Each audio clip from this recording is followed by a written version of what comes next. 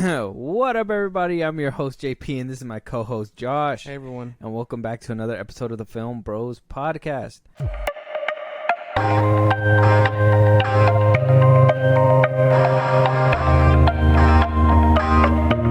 Oh, man, I hope everybody had a good weekend. Hopefully, everybody's having a great beginning of their week. I know Mondays are rough. That's why we put out episodes on Tuesday. So hopefully we can make your Tuesday a little bit better. We know we can't do nothing on a Monday. A Monday, like, everybody just hates Mondays. There's nothing really you can actually do to save a Monday. Got to win the lottery. And it has to be more than it has to be like more than $30, I think. Yeah. Scratch it for $40.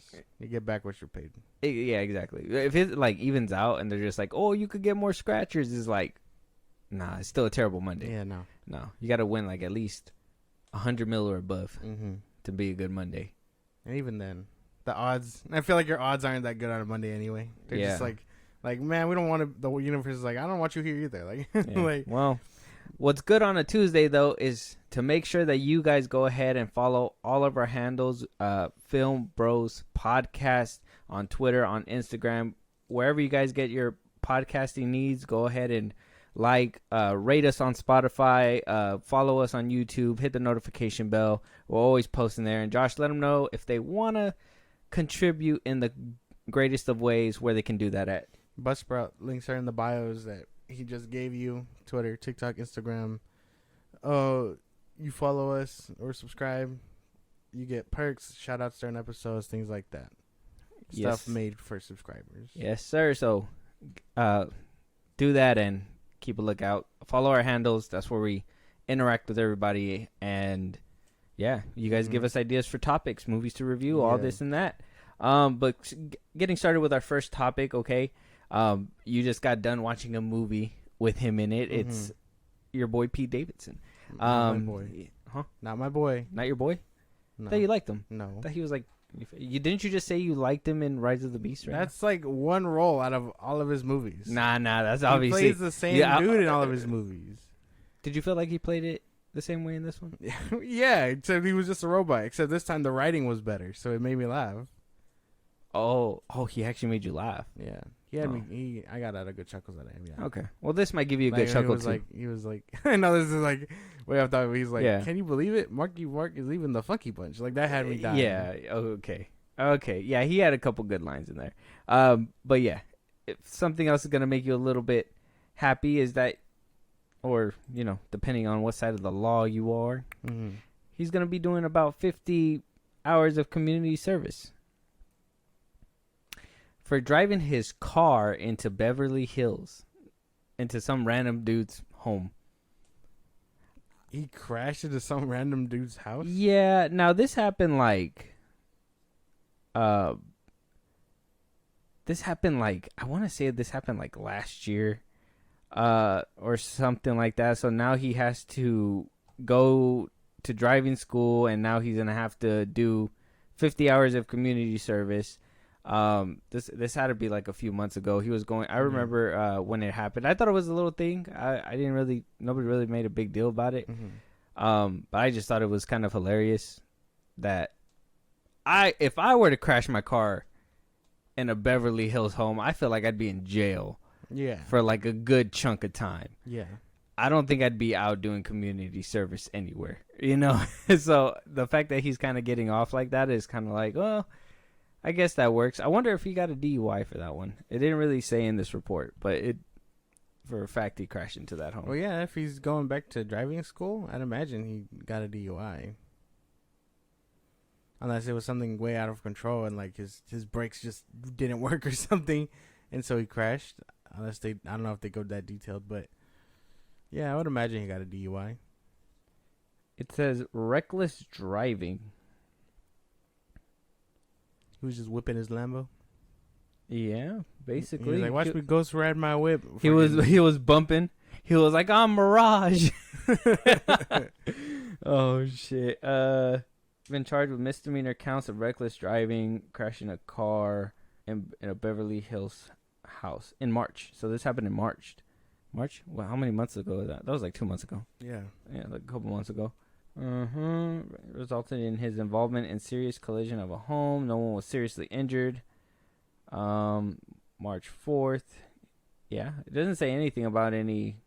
My boy was doing donuts, lost control of his whip, and crashed. My boy Cheddar Bob the house. That shit was crazy with a car. Yeah, makes sense. I don't know how else to cover this story other than that he's basically getting the fitting punishment. I'm sure if it was anyone else, they'd be facing jail time, but because he's famous, he's getting a slap on the wrist. Yeah, 50 hours of community service. Though that has to be a lot, but at the same time, he doesn't look like above that. He looks like he'd just be just fine out there. You know what I mean? He wouldn't really. You see him in a orange jumpsuit. Is that Pete Davidson? What the fuck? Would you stop to take a picture, or would you keep driving? I'd keep driving. You wouldn't be like, "Hey Pete, I know you. No. You were Mirage, my favorite character in Transformers." No, nothing like that. He's not that big on my celebrity list to get an autograph from. I wanted to see that new show, Bupkis. Bupkis. Oh, yeah. I know which one you're talking about. The Peacock one? Yeah, it's kind of like it's like what's his name? Like Lil Dicky's show. Mm-hmm. But with Pete Davidson. With Pete Davidson, basically, yeah. I don't know. I haven't heard anything about it other than that.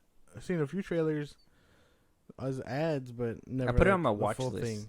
Put it on my watch list. I haven't gotten around to it. I gotta get around to it. Yeah. You know, this fool came out with a season 2. Did it already? It did. Yeah, it dropped. That's crazy. Kind of excited about that. I'm gonna watch that. Yeah. Probably started up pretty soon. But now that we got Pete Davidson out of the way, let's go ahead and actually hit the hard stuff, and that is pause. And that is the strike still ongoing, but it seems to be getting even worse. We are getting word that Disney's hiring scabs. They're hiring employees for AI work. It's insane. We'll go into it right now, but first, let's listen to what Bryan Cranston had to say. He basically gave a good speech, summing up everything that basically what the union wants and where everybody's at. He makes a good point to know that they know that they're wrong, but yet they're still pushing on, and not AFTA, but the studios. Yeah. So this is Bryan Cranston. Yeah, let's just listen. There's been a lot of conversation about the differences between the AMPTP and what SAG-AFTRA is looking for in our compensation, in this contract. But there is one thing that we all agree on, even they agree on it, and that is our industry has changed exponentially. We are not in the same business model that we were even 10 years ago. And yet, even though they admit that that is the truth in today's economy, they are fighting us tooth and nail to stick to the same economic system that is outmoded, outdated. That we are all gathered here today in unity in front of an entity that is run by Disney. And now we've got a message for Mr. Iger. I know, sir, that you look through things through a different lens. We don't expect you to understand who we are, but we ask you to hear us, and beyond that, to listen to us when we tell you we will not be having our jobs taken away and giving to robots. We will not have you take away our right to work and earn a decent living. And lastly, and most importantly, we will not allow you to take away our dignity. Well, there you go. I don't know if you've seen it, but the girl in the right-hand corner was throwing up hella gang signs, my man. She was just doing sign language. Yeah. Who would have thought that when robots were going to take over, that they would go for the actors and writers' jobs first? That's just crazy. That was not where I thought it was going first. I thought it would start with the working class. I thought Skynet was just gonna like take over and just obliterate everybody and just walk all over us. But no, they're gonna take entertainment first. They're like, bleep bloop, we're taking your TVs. Bleep, bleep bloop blop, Breaking Bad. Yeah, this is he's right. Obviously, they aren't in the same bracket as they were 10 years ago. Things have changed drastically, and like, it's so true. And Disney and all them wanting to hire AI workers and so on and so forth, just to keep their shit together. Like, I think the people accepting are kind of scummy, but obviously it's the main corporate guys that are just more scummy than them. Because I can understand scabs just trying to get a job. Maybe something that they wouldn't get because, you know, other writers, better writers, take their spot, and that's why they're scabs. But accepting it, knowing what's going on, when it's clearly a CEO problem and a company problem, like eventually they're gonna get the same treatment. So I mean, why would you choose something like that? You know, like Bryan Cranston said, he doesn't know their point of view. He wouldn't know their point of view. There wouldn't be. They see dollar signs on a board, and that's how it's supposed to be for their position, at least. And so, the Hollywood Reporter, I guess, looked up job listings in AI, and half a dozen job postings from Disney said focused on AI and machine learning. That's what the job description was for that itself. Some of them say Imagineering team. The role basically says someone ambition to push the limits of what AI tools can create and understand the difference between the voice of data and the voice of designer, writer, or artist. The hire will collaborate with third-party studios, universities, organizations, and developers to evaluate, adopt, and integrate the latest generative AI. And these are paying up to $180,000 a year. An AI Netflix is hiring an AI product manager position for $900,000 a year. This is where I gotta quote you. You know, when you said this, I would always be like, well, you know, it's not that simple. No, it's not that simple. It can't be that simple. But I have to quote you this time, and I'm gonna use my best impression for you. Pay your people. What the fuck? Doesn't sound like that. Pay your fucking people. Like, pay your fucking people, bro. Like, they would rather get one person that could do all this AI shit, right? Do everything at the tap of a few fingertips and pay them $900,000 than spread out that $900,000 and possibly spent on a group of 4. Mm-hmm. I don't know, like, and if that's for one person, if they weren't even paying them one individual that much, that's bad as in it that is bad itself. So like there's a big disconnect. Yeah, you can obviously pay this one person this much money and still be saving a lot of money, but that's still a lot of fucking money for one person, and you're just gonna consolidate these jobs into one person, this amount of money. That's, you know how many actors and actresses are gonna lose their fucking job? Yeah. Paying one person to do all that, obviously, it's like, oh, he's doing all this work, he should get compensated fairly. But again, they can pay this man or person, whatever, $900,000. But yeah, they can't flesh it around a group table of 10 people writing their fucking stories or acting their fucking asses off. It doesn't make sense. It doesn't make sense for them to be like this. And then again, you have the same cycle. Who's to say that they don't work this dude, like, you know, aren't like to the bone, and then he gets fed up and he's like, well, my money isn't enough. You know, I want more. Yeah. And then he's out of a job. Like, no, it's clearly a company like systematic thing going on, part of the corporate side of things, that's like stopping all this. Because that's all I can imagine. I'm not sure. I'm not sure because they're opening up 12 jobs. Each one of those jobs is offering about $180,000 per year. $180,000 per year. Per person. You couldn't just pay your writers that much?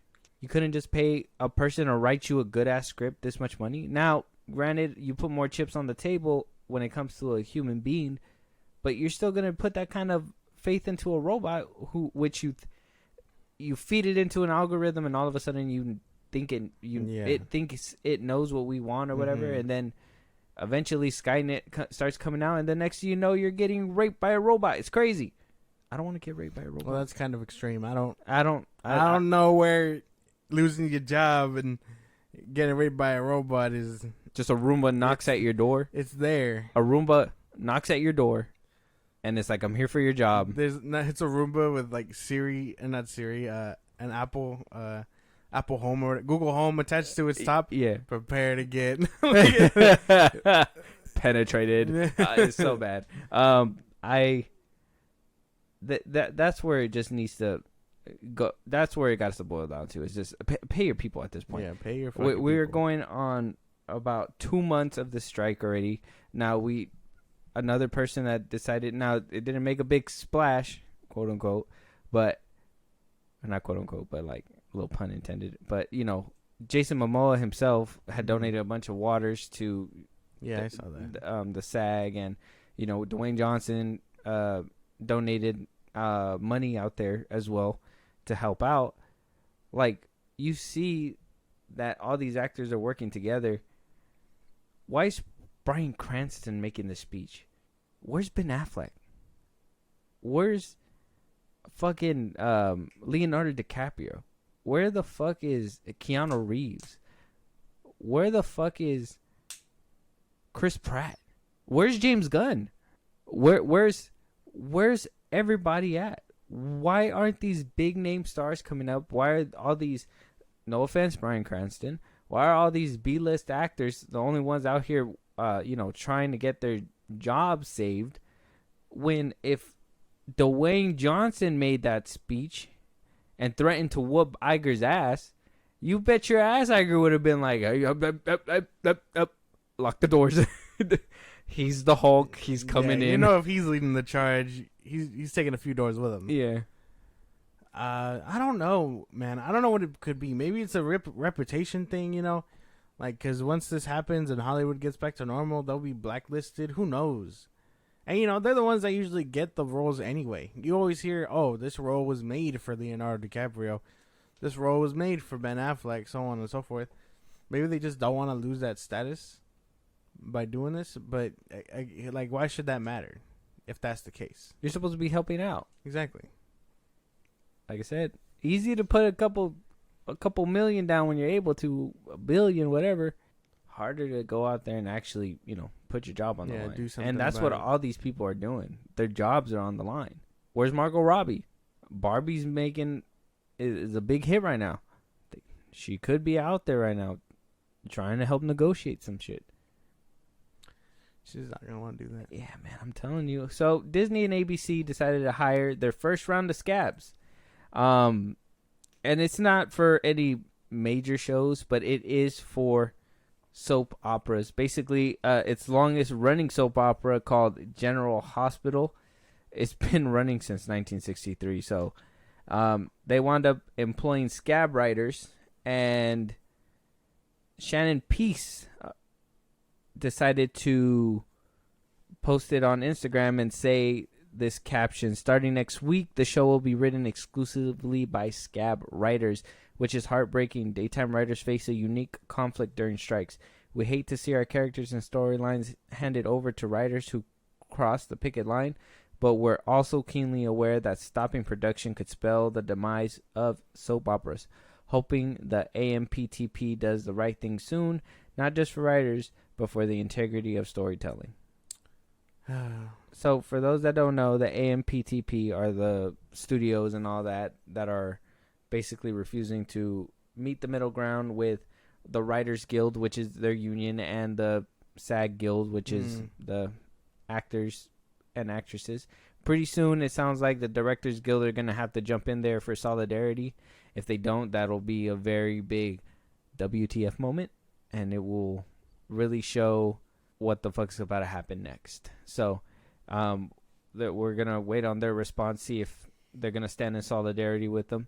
It's been a long time since all three of them stood together. So if that happens... You know Hollywood fucked up bad when all three of them band together like this. It's insane. It's a big thing because how are we 2 months in, going on our third month of this strike, and we still haven't found middle ground? So many movies are getting pushed back. All the ones that were coming out Deadpool this 3 is year. not going to make it for a 2024 release if it doesn't get back on track at least before the summer ends. I know Disney's movie with Emma Stone got pushed back, and that was supposed to be like a award nominee kind of thing. Like they're trying to put it in one of the festivals, but they had to push it all the way back to December. That Zendaya movie that we had watched on the trailer of Challengers or whatever it was called, that's off the slate altogether. Beyond the Spider-Verse has been wiped away from Sony's slate. It's not good. Everything's getting pushed pushed back. They are back. fucking with my movies. It's time for me to step in. What are you gonna do? You gonna write a check? I'm gonna write a letter to Bob Iger and be like, pay your fucking people. Write a letter. What is it? The pen is mightier than the sword, they say. Yeah, either that, or we could just roll up on Disney. You wanna whoop Iger's ass? I don't see why not. You think he could fight? I don't think so. He's probably one of those people that can't. We just get McWrecked out there. The fuck? we get our fucking asses whooped. That would be funny. By Bob Iger himself. He's like, I know jujitsu. He's like, I've been waiting for this. Rips his sleeves off. He's just yoked beneath his suit. He's like, you never seen me and Batman in the same room together. Jesus, what do you do? What do you do? And then you see Chapek come out in Robin's uniform, and you're just like, what the fuck's gonna happen? Oh my here? god, it's bad. Yeah, I guess echoing Josh one more time. Pay your people. It's insane that we're at this point where they're just refusing. They're allowing all these people to throw these movies back. Directors are saying they want their movies pushed back. They don't want no press for their movies. Blue Beetle is a sad one because that's just, it seems like DC can't catch a break because they couldn't even shift the release date back. They just had to kind of hope for the best at this point, and they're still not even promoting that damn thing. It's not gonna be good. Eventually they're gonna run out of rope for sure, but I'm sure the guilds are gonna not make it. Yeah, no. It's all bad. It's all very bad. This shit should not be going on this long. Just pay your people. My God, it's not that hard. It is not that hard. We'll keep you guys updated, but the guild, it's holding strong. Everybody's still holding strong. Studios are still not budging. Apparently, there is some that see eye to eye with some things, but there's just a couple things on there that they cannot get behind at all. And I'm sure it has to do with, like, saving money in the future type shit, like being able to use a likeness and all that nonsense. It's more than likely. And, like, using likeness is crazy shit. Because, yeah, I know you can sign your whole image away and stuff, but that's crazy. Because that just means they can use it without paying you. And that's not bad. Look, I get it. It's kind of like what they did with The Flash with Christopher Reeves. Was it disrespectful? Fuck yeah. But if it was done right, wouldn't it have been epic? You know? Wouldn't it have been cool if it was done a little bit better? Instead of just looking at them like a couple of animals in a petting zoo and then moving on type shit. If it was done better, it would have been a better send-off. It's cool that they can do that. It's just when they can do that, and then on top of that, make sure you pay somebody for that shit. You know, if that relative themselves is, you know, passed away or whatever, send it to their children. Have them send residual checks, because that tells you that they're still paying their people to this day, especially with hit shows. There's no reason for anybody who's on a hit show or a hit movie to not see residual checks. Mm-hmm. Exactly. I think, who was it? The dude that plays Stifler in American Pie. Sean William Scott. He was saying that he only got paid like $8,000 per movie, and he had to get like a job as like a corn dog salesman or something in a zoo or some shit. So it was weird. And the dude that was I think it was Phil of the Future's dad or whatever, he posted a residual check that said $0 from Disney. And it's like, it was like, well, I mean, I know that show is old, but people still watch it on Disney Plus and stuff, you know? People pop it on. I watched it at one point. You should be getting something. At least something. I think Homeboy, the dude from Ned's Disclassified, the lead star, he said that Nickelodeon, the way they did their contracts back then, was that they paid their guest stars more than their actual stars that were on Nickelodeon, because there were a bunch of obviously nobody kids or whatever, and they would tell them like, we can recast you right now if they try to like renegotiate the contracts. They were like, we can recast you. So they were kind of like there. Yeah. So I mean, studios are a dirty business. They are a dirty business. It's just, what was that one clip too where that girl was talking about like exposing like sexual harassment in Hollywood, stuff like that, like all that. The one we covered a while back about Babylon. Yeah, about Babylon. I can't remember the actress name. Yeah, like this is all the stuff that needs to be out in the open. Mm-hmm. Why now? You can say, oh well, there's a sucker born every day, right? Somebody's gonna want to be famous, right? You're gonna do whatever you want to do, but just because they would do anything to be famous, why do they have to do anything to be famous? You know, why isn't it, if they're good actors, why do they still have to like put their blood in ink and fucking sell their soul and be like, oh shit, if you don't make money, we're gonna blacklist you and you're never gonna see the light of day again ever? You know, it's insane how it's so. You gotta kiss somebody's ass along the way or do some dirty shit in order to be in a certain spot. Yeah, honestly, couldn't have said it better myself, dude. It's just a matter of paying your people, Bob Iger. Pay your people. Pay your fucking people. Very nice. Don't make fun of me. Huh? Don't make fun of me. That's not how I talk. What? I'm not making fun of you. I'm laughing with you. No, not at you. Pay your people. Pay your people. Oh my god. Moving on though. And this is why Margot Robbie's probably not out there doing anything like that. Mattel execs are coming out with a plethora of brands now that Barbie has literally skyrocketed to about 700 million. I was like, plethora? I thought you were going to say something. No, plethora of movies. Yeah. There's Hot Wheels, there's Uno, there's a ton of shit here. Shut the fuck up. I'm trying to get to that. So about 14 movies are currently in development with Mattel. Barbie doing so well. It has one of the strongest second week openings. It's becoming one of the highest grossing movies of 2023. Yeah. Made over what Black Adam and Shazam made combined, and I'm only talking about I know that you guys are like, oh, you always bring up DC. Well, WB owns both, but WB is in charge of Barbie and them. So if their superhero genre is not doing too well, and a Barbie movie is, that tells you a lot about the brand right now. So the Mattel executives basically said, Barbie as a brand has many different iterations. The product lines of Barbie is a very broad brand. In addition to the main Barbie figure, she has family. She has a lot of elements around in her universe. It's a very rich universe. It's a very broad and very elastic brand in terms of opportunities. At the outset, we're not saying, okay, let's think already about movie 2 and 3. Let's get the first one right and make that a success. And if you do that, opportunities open up very quickly. Once you establish the first movie as a successful representation of a franchise on the big screen, Successful movies lend themselves to more movies. Our ambition is to create film franchises. And we got a whole list of what movies are down the pipeline and what they're going to be looking like. But let's go ahead and address that first and say, WTF, why does a toy brand think that they can just make movies?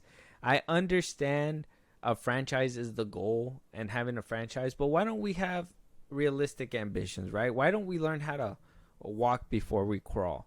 Didn't we learn our lesson with the Monster Universe? Didn't we learn our lesson with DC? Yeah.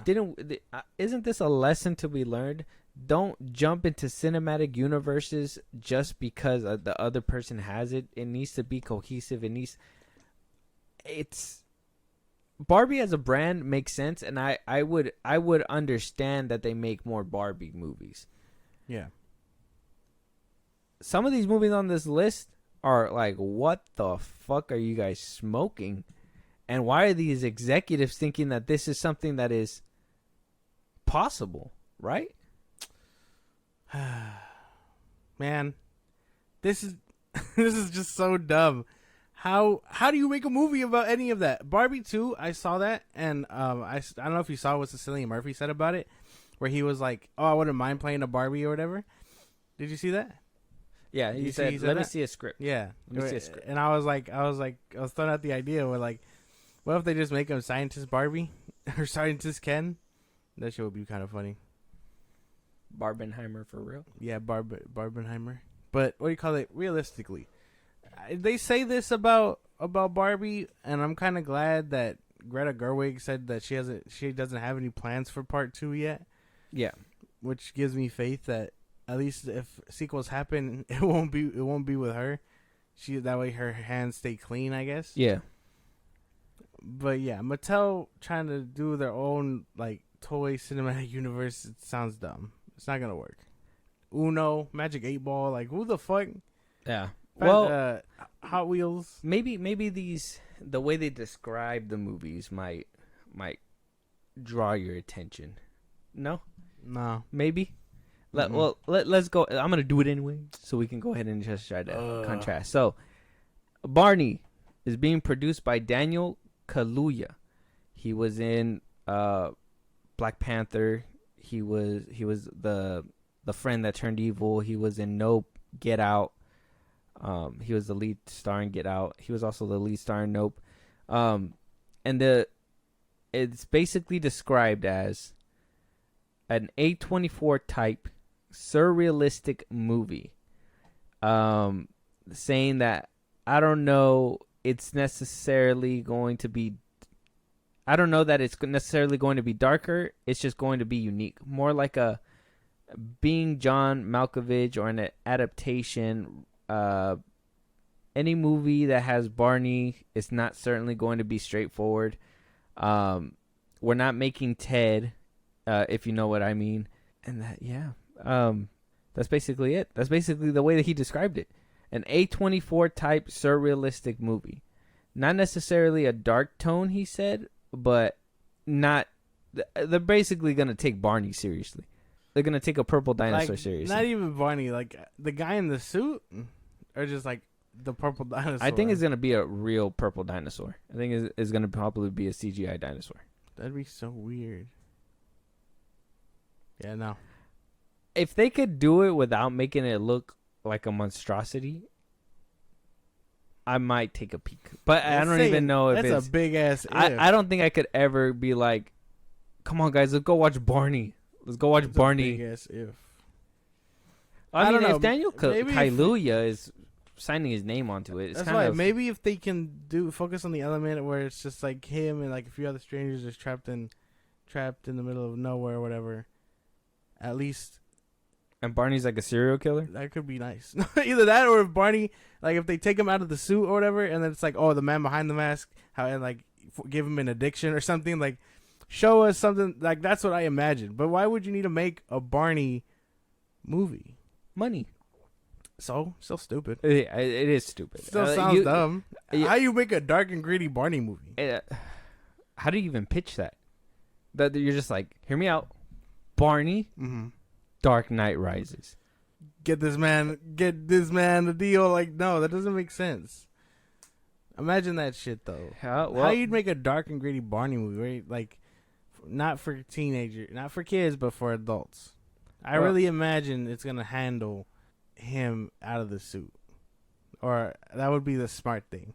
Well, it's gonna be an interesting take. We're also getting a Polly Pocket. What the fuck is that? They already got a studio signed on. It's gonna be MGM. You don't know what a Polly Pocket is? No.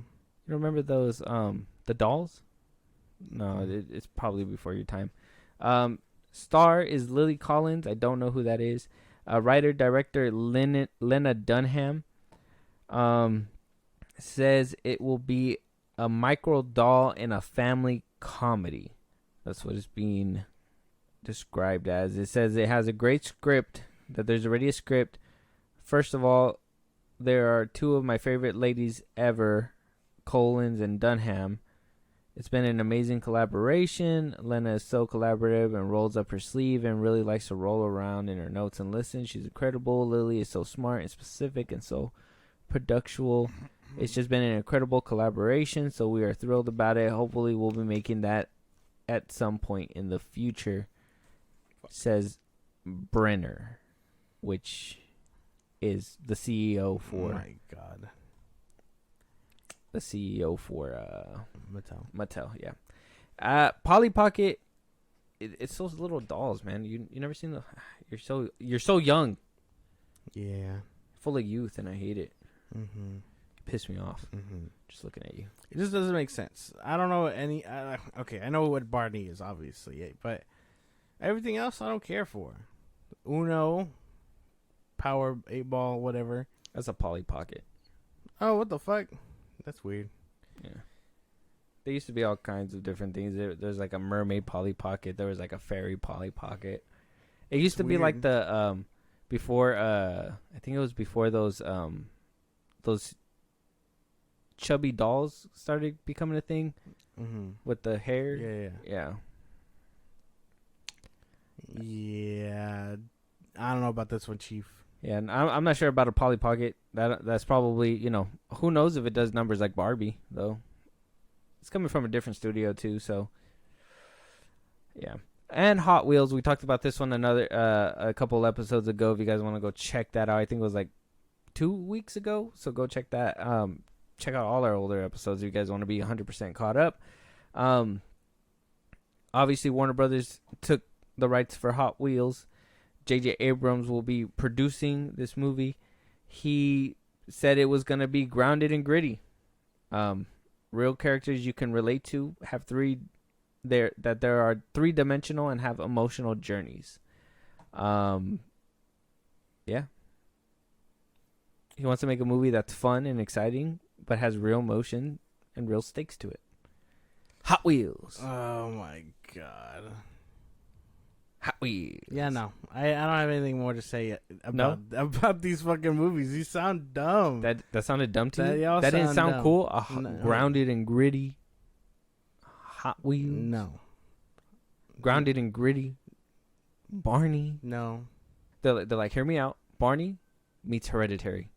Jesus. No. That'd be terrible. My God. It's not even him that's like possessing him. He's one of the naked bodies everywhere. Yeah. You hear his theme song before he gets you. Yeah, no. This is all dumb. No?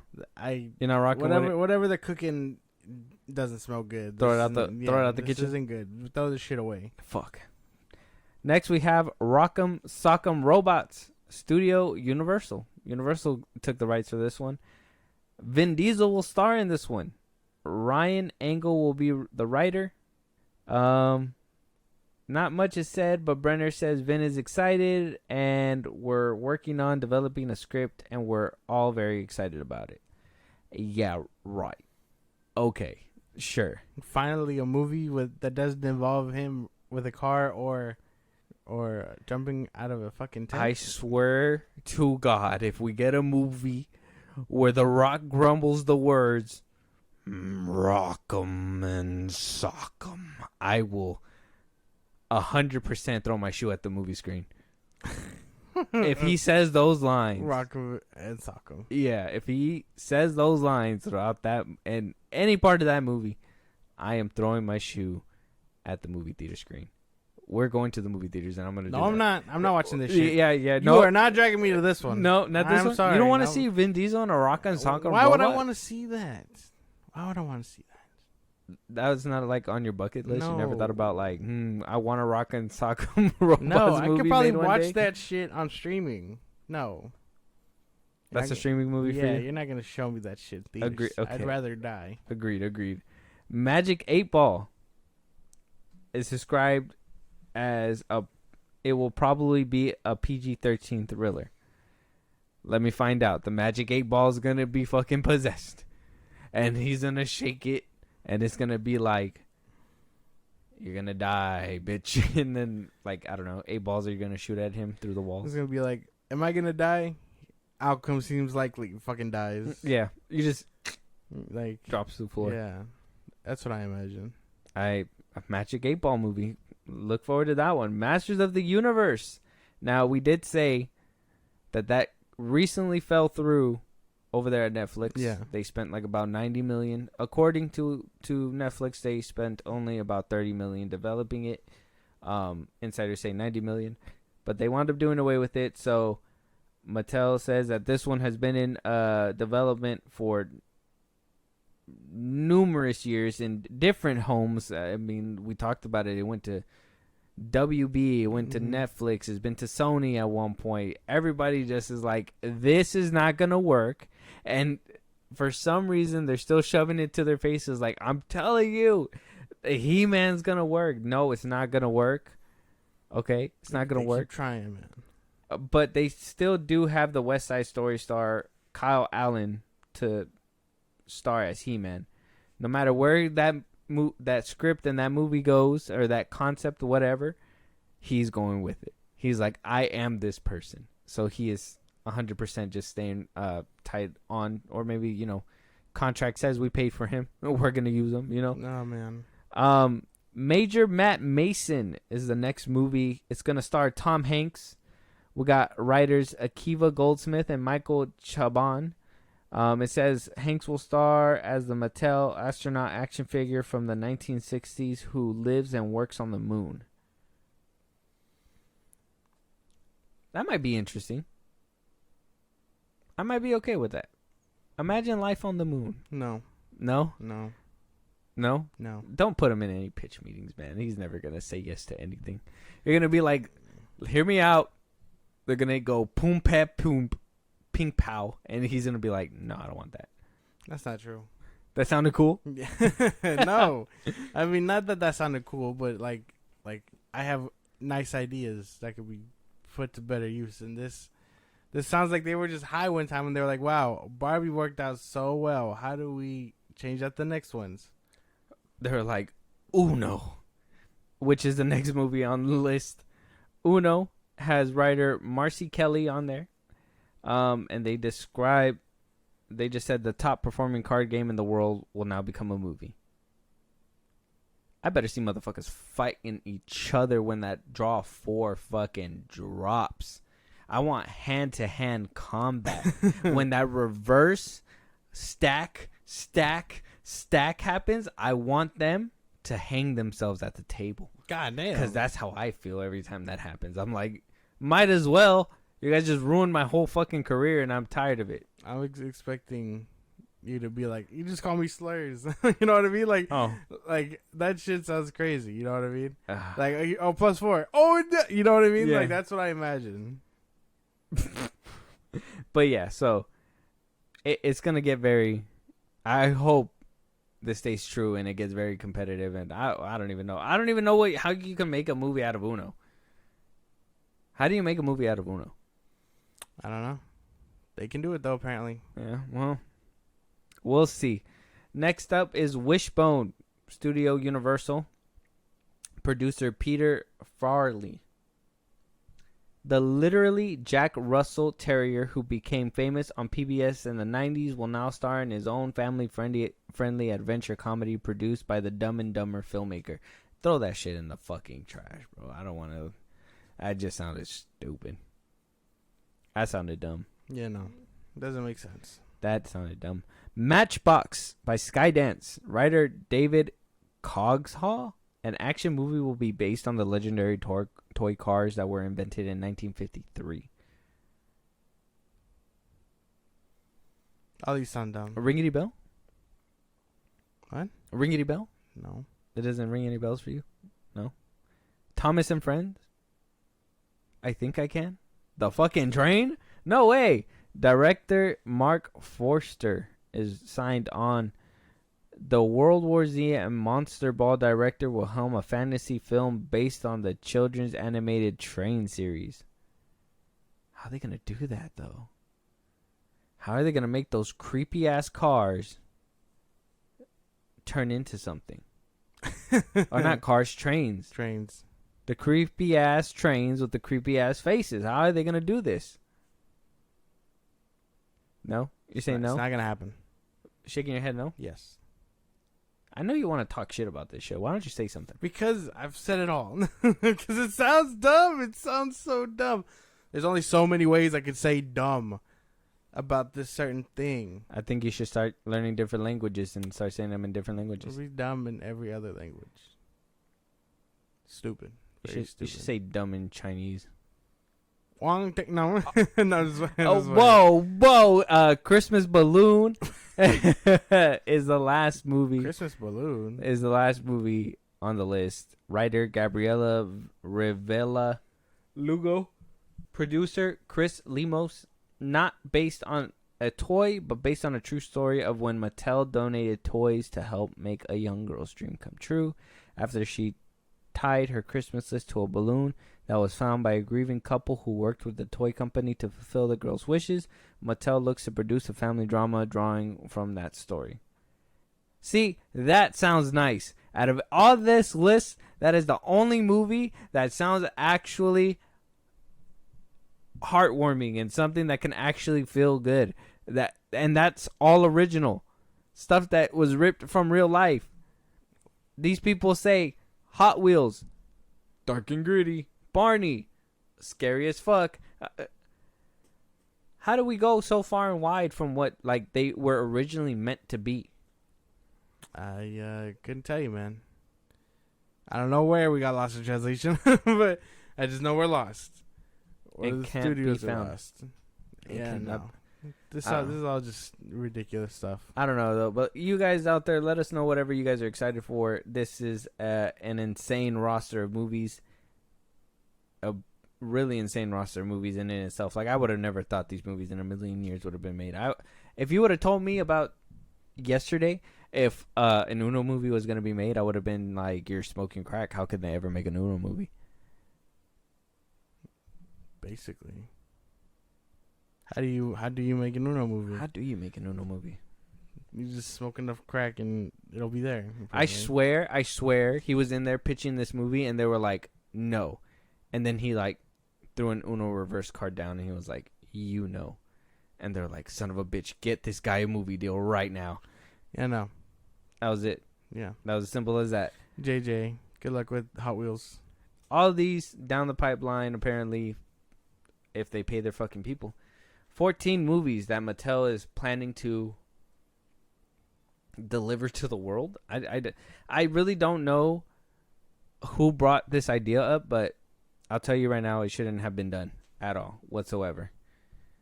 So, but somebody who's not getting a reboot and or a franchise whatsoever at all is Zachary Levi. Going on a podcast, you heard me try pulling this up earlier. I was kind of listening to it. He doesn't even know. I just couldn't. I couldn't listen to his voice. So I'm gonna read the quote, and they basically asked if he met with.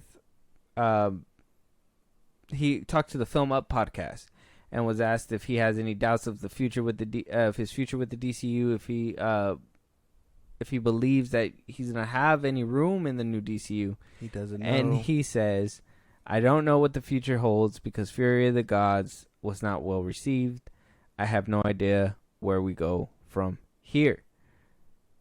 And we already knew this. Like I said, he had that meltdown. He just doesn't know. We talked about it. We played that meltdown in our older episodes. And I, for one, I don't give a fuck. I don't care. This guy can, honestly, you know, I finally figured it out. You told me how you feel about Pete Davidson. This is how I feel about Zachary Levi. I fucking hate this man to his core. I don't like him as an actor. And after seeing him, like, after seeing Shazam 2 and seeing the way that he acted, like, I can't even go back and see Shazam 1 anymore. And I actually enjoyed that movie, the Billy Batson part. But now I'm just like, I can't even like support anything he does, because homeboy just had like this fucking crazy ass meltdown, gaslighted fans like fucking crazy, blamed a certain portion of the internet for his film flopping, fucking begged people to go watch his movie, told people not to go watch John Wick 4. I don't give a... I totally forgot he did that. Yeah, bro. He literally said, oh, you can go watch John Wick 4. You know, they got pew, pew, pew, pew, but it's not a family movie. Like, you think I'm going to John Wick 4 because it's a family movie, you fucking dumbass? Like, I'm not taking the kids to go watch Shazam 2. That's... Oh, my God. He just doesn't know. He doesn't know, and James Gunn is not going to tell him. He's not going to tell him. He's not going to be like, hey, you're kind of fired, because they're kind of homies, he said. I want to see James Gunn's voicemail. He's just going to play, is going to be like, 150 messages from Zachary Levi. Hey, come on, man. I need a job. Hey, I can still play Billy. I'm good. Oh my God! He's like, I'm not 52. I can play. I saw you guys, Nathan Fillion. He's 50. I still got it in me. Look, listen. Shazam! Yeah, no, he just doesn't know yet. He doesn't know that he's not playing Shazam anymore. And yeah, I'm pretty sure it's gonna send him into a midlife crisis. I think he does know. It's just, I think James Gunn is just like, man, I don't want to tell him. Who's gonna tell him? He's just ducking him. He's just ducking his calls. And then he can't he can't. James Gunn can't be like just send him a letter, because then Zachary Levi's gonna be like, well, what the fuck? He never even called me in or nothing. Because he called in Henry Cavill. He said that they sat down, they talked. Ben Affleck, Gal Gadot. He had a conversation with everybody. So if he doesn't sit down and have a conversation with Zachary Levi, that tells you a lot too. Just now you know. He's just like, ooh. He's on my itinerary. He's like, God, is there any way I could cancel this meeting? But yeah, he just doesn't know. And I saw he called people on the internet harsh or whatever, because they said his movie was kind of bad. And I'm like, well, you kind of deserve it. I'm not saying to like send death threats to his family or nothing, but like, he deserves the bad viewing because of the way he acted after Shazam 2 flopped. Yeah. I say that to really put it down, because I didn't like how he went on that big ass rant, blamed a bunch of people. I felt like he blamed a lot of people except for himself, and that's fucking crazy. And he was like, oh, you think I didn't want Henry Cavill to come in?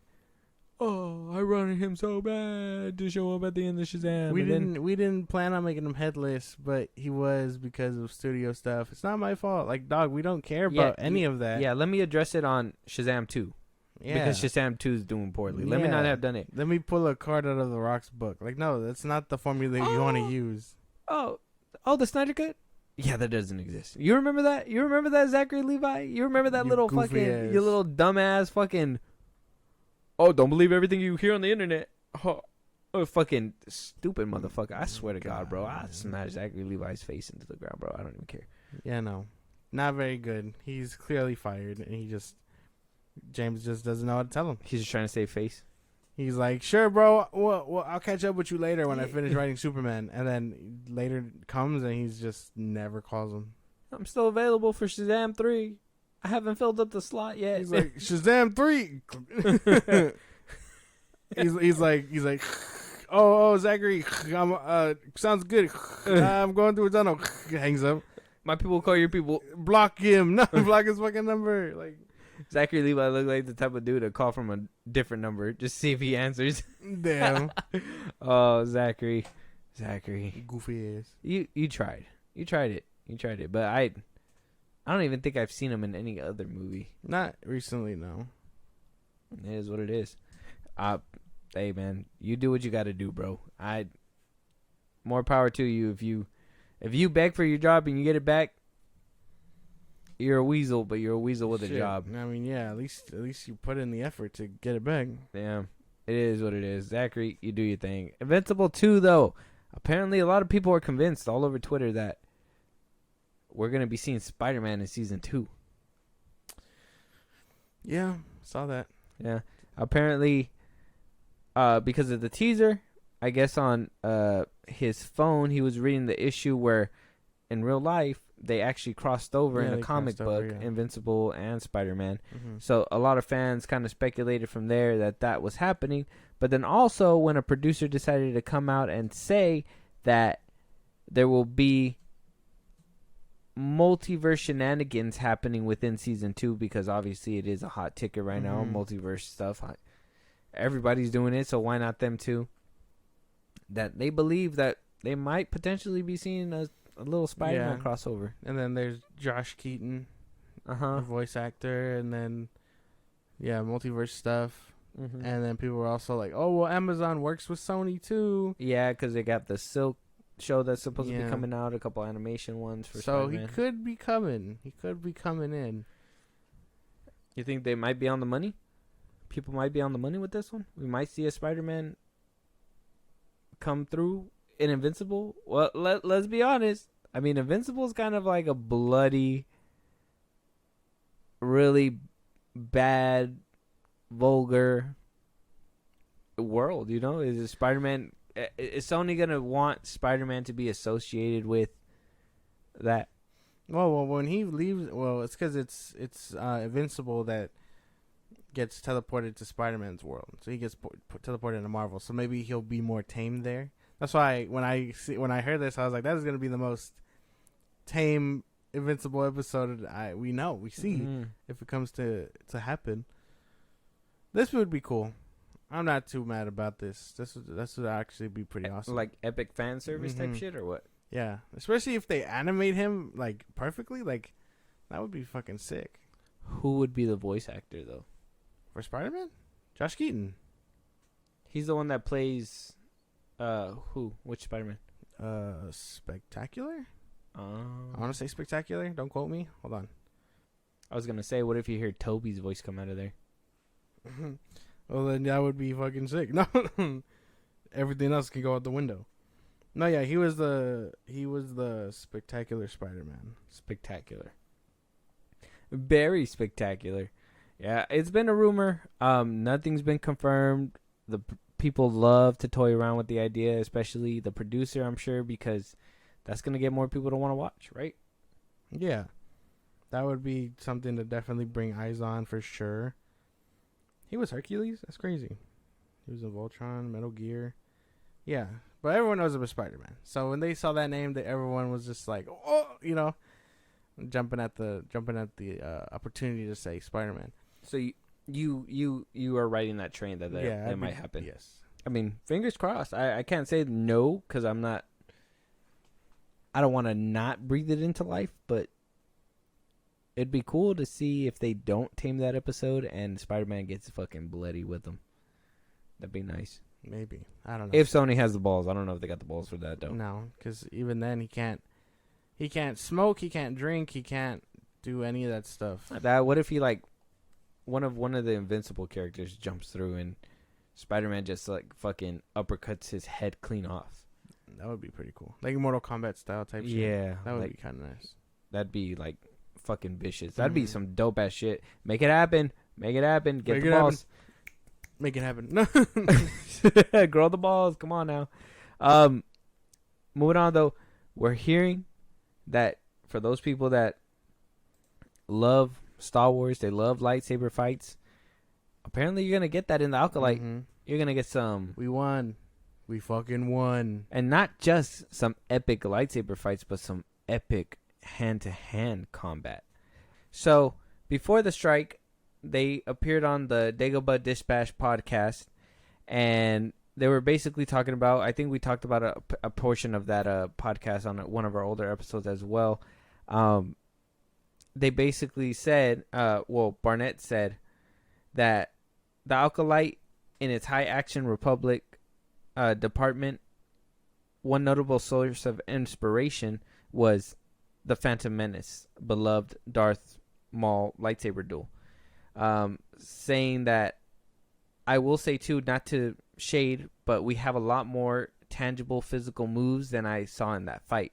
He says, I don't know if I'm allowed to say this, but I will say there's a lack of guns, which personally, as someone who loves fighting and stunts and stuff I love, because it gives you that body-to-body choreography, that dance feeling. It actually looks like a real fight as opposed to just I point and I shoot, which is kind of an easy cop-out in a way. We get a lot of that body-to-body.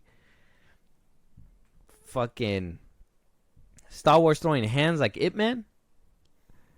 Yeah. Like the Matrix just... Fucking going at it? That would be fucking cool. The only thing that would be a problem would be all the jump cuts, which I know Star Wars isn't really known for. But it depends. I that's one thing for me too, is that I'm hoping that we don't get all that, because there's some movies that have like crazy jump cuts, bro. Like hella throughout the like editing and stuff. And I'm hoping that this doesn't happen. I'm hoping we're getting some good long shot action choreography fights, because they said Duel of Fates, bro. They said that's how high they're going. Exactly. See, so you have nothing to worry about. We'll be fine. I'm hoping. Disney hasn't really been doing it justice. Like I said, they perfected the lightsaber in the movies. The TV shows not so much. Ahsoka, I'm hoping, is gonna do better. The choreography, fighting wise, same thing. I mean, in Boba Fett, we literally seen Homeboy do a quick spin move and shoot a blaster for no reason. He didn't have a lightsaber. Those don't count. I know, but he even said in this quote too that people use guns as a kind of an easy cop out than fighting, and that's what I think a lot of the times that's what Star Wars does, because it's not really like, I mean, when they do fight or whatever, it's more like just regular one dude beating on another dude in the middle of the fucking street type shit, unless you're like a Jedi, and then you kind of get those whatever, like those fast hand to hand movements. So you don't really see that often. And I think the only time we really seen that happen was in the Clone Wars. I don't even think we've seen that in live action. I think in live action it's mostly the lightsabers. Yeah. So yeah, I would imagine it'd be difficult to do all that. But if they can get it done, shit, power to them. Again, this is an absolute W. We just got to worry about jump cuts. Hopefully people watch this one. I would imagine, because it's gonna have lightsaber fights. High Republic and their baby minds need lightsabers. How much you want to bet Soup's gonna be like, oh, lightsabers? I fucking love it. Those fucking nerds on that one podcast are gonna be like, give me more. Yeah. The dude with the buck teeth is gonna be like, yeah. That's fucked up. You know what irritated me about that dude? Mm-hmm. I don't know if you've seen the clip, but it's been going around too. Is where like he unzips his shirt and he's because the dude asked him like, do you think that James Gunn's gonna like oh yeah, I saw this, produce like or get a good reboot or whatever? Basically the question I asked you like a few episodes back, and Homeboy like unzipped his shirt. He has James Gunn shirt. He's like, James Gunn. I'm like, man, take his balls out your mouth. Fuck. And out your asshole. That shit's fucking crazy, bro. I was doing too much. I couldn't deal with it. But speaking of James Gunn, it sounds like we're getting a little bit closer to what apparently everybody and their mamas want, and that's Jimmy Olsen with Skylar Gisanato. He was in Family Vacation. He was the older brother in Family Vacation. Oh, that's where he looks. Okay, yeah. Yeah, and I'm trying to think of what other movies he was in off top. Can't really think of other ones off top. Best known for playing Gideon in Righteous Gemstones. Oh, he was in Licorice Pizza. So that's pretty good. And both Amazing Spider-Man movies? What? No, he wasn't. What? He was in both Amazing Spider-Man movies? That's what this comicbookmovie.com says. Ain't no way. What's his name? Skylar Gisondo. Gisondo. Dio. You said G-I-S. And Gisondo. Oh, here. Okay. Photos. They're probably confusing him with He was in Booksmart. You know, Booksmart. That's the movie Yeah, no. I think they got him confused with Harry Osborn. With the dude, yeah, the other guy. I'm fucking dead. I'd be mad as fuck. I'm not that guy. Hey, comicbookmovie.com, bro. Get your shit together. Hey, bro, you need to check your facts, bro. That shit was crazy. That dude was in Valorant, right? Yeah, yeah, he was in Valorant. He was in Valorant. He was in the Cure, not the Project X, Chronicle. Yeah. Yeah. He was in the Cure for Wellness. Yeah. What the fuck? That's not this guy. Yeah. Get your shit together. What the fuck? But either way, we know who he is, and this is who apparently is the front runner to play Jimmy Olsen in Superman Legacy. Yeah, he would. He looks like the type. He was in The Quarry. Yeah, he was in the game. You don't remember? Yeah. Oh, I didn't even think about that. But yeah, he was in the game. He spoiler, he died early on. Santa Clarita Diet. Oh yeah, he was the son in that one too. I fucking love that show. I'm mad fucking Netflix canceled that one. Fucking assholes. Oh, he was in TASM too. When? He's the son. He's Gwen Stacy's brother. You know when they're at the dinner table, and in the first one, or I guess yeah, he was in The Amazing Spider-Man. In the first one, where he's like when Peter's talking to Captain Stacy, and he's like, "What do you think we do all day? Just have our thumbs up our asses or whatever?" And then that's him. He's the kid that goes, "Up your what, Dad?" That's him. Oh, I didn't know that. Back when he was young as shit. But yeah, that's what IMDb said, and I was like, "Oh, now I remember where he's from." Oh, I've never seen him. I've never seen him before in those ones, but I've seen him in other things. So, Family Vacation, most notable. The whole bag bit where he's looking out the window and he's seeing the girl, and then the brother just comes in and just shows hilarious. But yeah, looks like the safe bet. Still not locked in yet, and they can't really do any announcements right now. There is a strike going on. Yeah. But apparently he is still the top contender. He fits the role. He looks like it. Yeah, apparently he's the guy. It's the safest bet. Might as well. Yeah, he looks fine if you're into Jimmy Olsen. If James Gunn has the balls, he'll put a bullet in between his forehead in the first 10 minutes of the movie. I know. If he was a real one, but he's not. No. So he's going to stay around for a trilogy or whatever. He's going to get real character development. Holy shit. Oh, you Superman fans keep sucking on this dude's knob. I didn't even know he existed. Like nobody.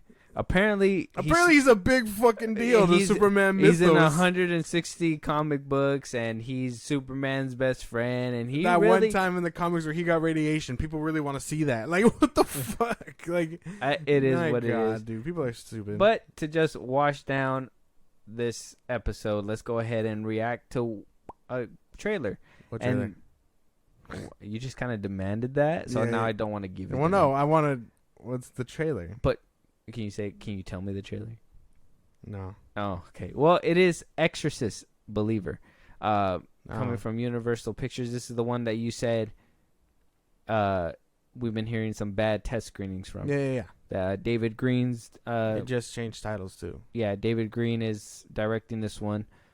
He did make the Halloween trilogy, Halloween 2018, Halloween Kills, and then Halloween Ends. Mm-hmm. Coming back to do Exorcist. Like I said in the last episode, you guys can go catch it, but I'll recap it real quick. If this was Halloween 2018, I would have been super excited for this movie, right? If he was hot off the heels off that one. But I seen how he slowly declined and went to end. So hopefully with the first one, he did not come out swinging with 2018.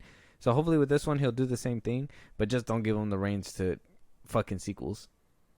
Maybe. Because that Halloween Ends was... Well, Halloween Ends is not a terrible movie, but it's not the best. This has to be. Well, this is like a legacy sequel. This one, yeah, and I even heard the original girl was gonna come back. Yeah. You want to just jump right in? Yeah, and I got nothing to say about it. Let's just get right in it then. Let's get her done. Good day. Hey, be home by dinner. I love you. Good morning, Mr. Fielding. Morning, Catherine. And here are your daughters, Angela and Catherine. It's about 7 hours ago, and that's the last information we have. Catherine! Angela? If you can hear this, we love you. Please come home. Hey, you found her? What are you and Catherine doing out there in those woods? You were just walking and walking. That's all I remember. Angela, can you tell your dad how long you were gone? A few hours. Baby, you've been gone 3 days.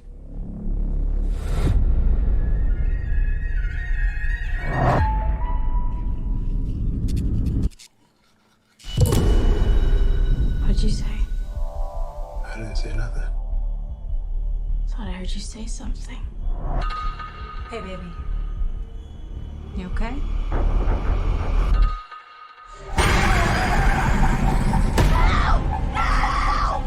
Wherever those girls went, they brought something back with them. The body and the blood of Jesus Christ.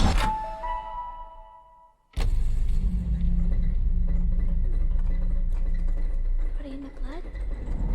Body in the blood? Catherine. Body in the blood. The body in the blood. The body in the blood. Catherine! The body in the blood. The body in the blood. Have you ever seen anything like this? Mommy? No, but there are people out there who have.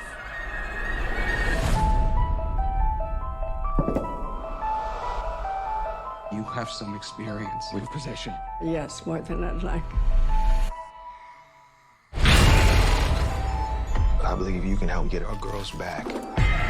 Exorcism is a ritual. Every culture, every religion, they all use different methods. It's going to take all of them. Don't be scared, We've met before. Mother.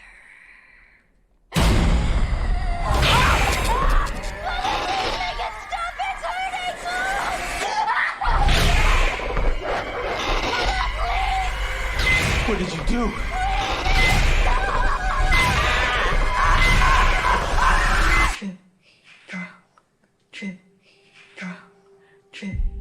Is that Catherine's heartbeat? They're beating in sync. God played a trick on you.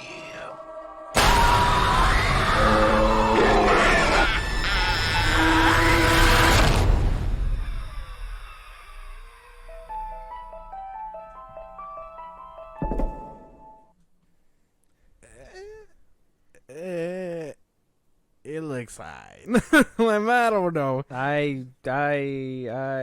It had me, and then I think the premise looks good. I think the execution is gonna be bad. I think I don't like that they're using the young girl to come back as like, okay, she was only possessed. How is she gonna help you in any shape, form, or way? You know what I mean? That's a big one thing that they're gonna probably have to, Oh, Danny McBride wrote the story. Crazy. That seems, but the two daughters seems new. It seems fresh that it's possessing two people at one time. Yeah, it's a good premise. And then the little. I used to hate it back in the early 2000s, so I really don't like seeing it trying to make a comeback. That whole, the face shakes really fast and it makes a new face or whatever, and it tries to be creepy. I don't vibe with that shit either. I don't really like that. And if they're gonna be doing that a lot, I'm really gonna hate this fucking movie. Yeah, this might be one of those. Sounded good on paper, but whoever made it did not really do a great job. Yeah, I don't know if I'm vibing with this one either. I don't really have anything to say other than that. Like, it just doesn't give me, like, I don't feel scared by this, if I'm being for real. Like, is that, how trailers are supposed to give you that feeling of like eeriness or whatever? Yeah, I didn't really get that from this. Like, I'm not really, you know what I mean? Didn't really do anything. And I know that they were trying to play the music, the original theme song, but I think it's just outdated. I don't think it works. I don't think it works as like a horror feel. And I know they were trying to do their best. They should have remixed it kind of like how how they did for the trailer for what was it? For Us, 5 on it. You know how like they took a hit song and they just made it, they slowed it down and made it creepy. That's what they should have done with this one, because nowadays we're not scared by dun dun dun dun, dun, dun, you know what I mean? It's more like we need that slow thrill ride and and that music doesn't have it anymore. No, it feels like in the first one it works really well, and that first one still scares the shit out of me, but here it feels corny. Is it right to say that? Yeah. Feels weird. It just feels weird. Like they're not using it in the right way. Yeah. It feels like they're using it just for that reason. The nostalgia factor. Yeah, trying to get a cash grab out of it. Yeah. They were like, well, we got the rights. Might as well, like, you know what I mean? Like there's no reason for it. There's no risk being taken in this movie either. Yeah, no. It doesn't look like it. Looks like an average scary movie. Yeah. Streaming. Yeah. Which is crazy shit. Yeah, that an Exorcist movie would be streaming. It is what it is. We're eating good with a couple scary movies. I think we'll be all right without this one. And if I turn out being wrong and this movie is actually really good, then fuck it. I'll bite my words when I watch it on streaming. But as of right now, this shit does not look good to me. Basically, yeah. Yeah, you neither. No. Streaming. I hope Five Nights at Freddy's beats this fucking movie though. Yeah, because it's coming out the same day now. Mm-hmm. Yep, it's between that, because Saw moved, so it's just between them two. So hopefully Five Nights at Freddy did it, but you know what? They are putting this one straight to theaters, while Five Nights at Freddy's is gonna be streaming and theaters. Yeah, but we've seen movies in theaters do ass, so it doesn't matter. True. The Flash happened just recently. Yeah. But yeah, that's gonna be the end of this episode. The Exorcist Believer trailer is on YouTube if you guys want to go check that out. Let us know your guys' thoughts on that as well. If there's anything that we should have been talking about, a movie that you want us to review, you guys want to support us in a big way, Josh, let them know one more time where they can do all that. Twitter, TikTok, Instagram at FilmBros Podcast. We post new episodes are up. You can hit us up there for anything you want us to cover, news, movies, so on and so forth. We will gladly do it. Listen to us on the go, anywhere you get your podcasts. That's YouTube, that's Spotify, Apple Podcasts, yada, yada, yada, etc., etc. This supports in a big way. Buzzsprout, links are in the bios I just gave you. You get special perks when you subscribe. You help us out. And you get a shout out. So, we know you're there. And then when it's all said and done, subscribe to our YouTube at FilmBros Podcast. And we'll talk to you guys on the next one. Talk to you guys later.